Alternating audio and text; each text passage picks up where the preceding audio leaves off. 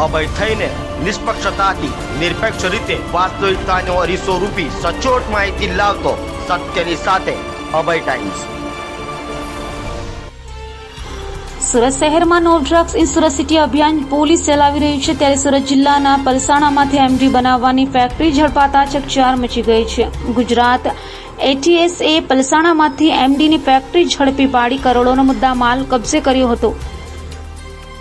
સુરત સહિત ગુજરાતભરમાં હાલ ડ્રગ્સનો દૂષણ પેસી ગયો છે, ત્યારે Surat police no drugs in Surat city અભિયાન ચલાવી રહી છે અને એમડી વેચનારાઓને ઝડપી જેલમાં ધકેલી રહી છે। ત્યારે સુરત જિલ્લામાંથી એમડીની ફેક્ટરી ઝડપાઈ છે। વાત એમ છે કે ગુજરાત એટીએસસીની ટીમે સુરત જિલ્લાના પલસાણા ખાતે કારેલીમાં દરોડા પાડ્યા હતા અને ત્યાં રહેણાંક વિસ્તારમાં પતરાના શેડ બનાવી ચાલી રહેલી એમડી બનાવવાની ફેક્ટરીની ઝડપી પાડી હતી। સાથે સ્થળ પરથી પોલીસે 2 ઇસમોની પણ અટકાયત કરી હતી।